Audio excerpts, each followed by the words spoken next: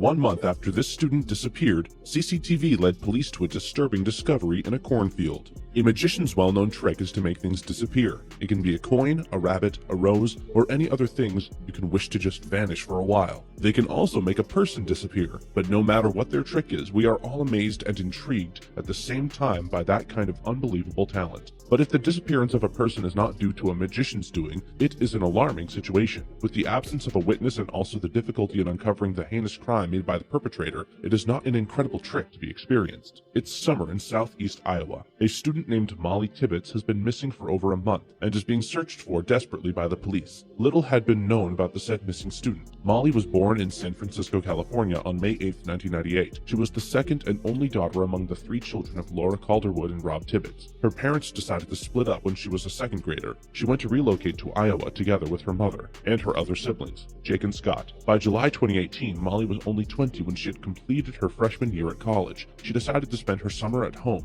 with her mother in Brooklyn. It was a community located some 70 miles from Des Moines. She also enjoyed her free time with her boyfriend of 3 years, Dalton Jack. Molly hoped to go on to study at graduate school and eventually practice as a psychologist, but that would happen at some other time. For now, she was excited about a trip to the Dominican Republic with her boyfriend, Dalton, and his brother. Dalton's brother, Blake, was getting married on the Caribbean island, and he joked to Dalton that it would be a perfect spot for a proposal. On the evening of July 19th, Dalton was on a job with his family company that is close to Dubuque, Iowa. It was 130 miles northeast of Brooklyn. Blake, on the other hand, was a similar distance away and was visiting his bride-to-be. With the 2 men being occupied elsewhere, Molly was staying at their home to take care of their dog. She left the Jacks' home to go for an evening run. She was spotted enjoying a jog through the town at around 7:30 p.m., dressed in a pink top and darker-hued shorts. The next day, Molly didn't report for her shift at a daycare center. Her family then grew concerned. On July 19th, Molly was officially reported as missing. A full-scale investigation was made. Despite the police departments in several states were dedicated by the case, they came up empty-handed. However, some strange details about her disappearance began to emerge after some time.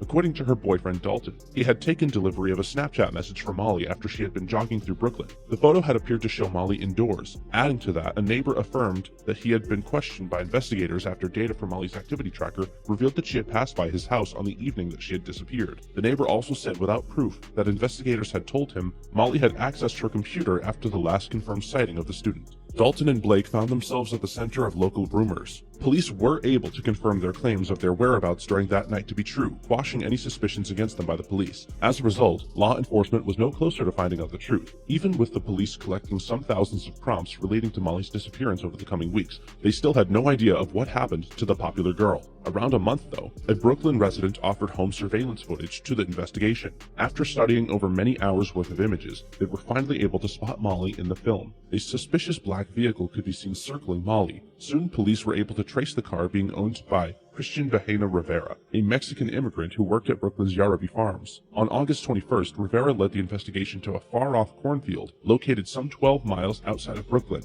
Even though the area had been searched through before, the searchers soon found a horrifying piece hidden beneath a cluster of socks, a dead body that was later confirmed to be that of Molly's. The autopsy showed that the victim suffered multiple sharp force injuries, resulting in her death. Rivera confessed with the help of a translator of what triggered him to do that violent crime. He had been watching Molly jogging and decided to approach her. Molly threatened to call the police on Rivera before running away. It made him grow angry with the young woman and chased after her. But in a police affidavit, Rivera had then blacked out, later regaining consciousness close to a local intersection. The suspect later found himself in court, facing charges of murder in the first degree. Investigations still pushed through with the result of further autopsy due in fall 2018. The Tibbetts family didn't have the heart to grieve in peace. Molly's family was quick to dodge any attempt to make the crime concerned about immigration. What's more, Molly's cousin, Sandy Tibbetts Murphy, has rallied against the politicians who took advantage of Molly's death to further their agendas. Instead, she chose to highlight the issues of the violence committed by men against women, stating that the killer could have been a citizen born in this country. He could have been an older white man from anywhere, or a man from Molly's world. Molly was murdered because a man denied her right to say no. Saying no helps you establish some boundaries and enables others to understand what they can expect from you.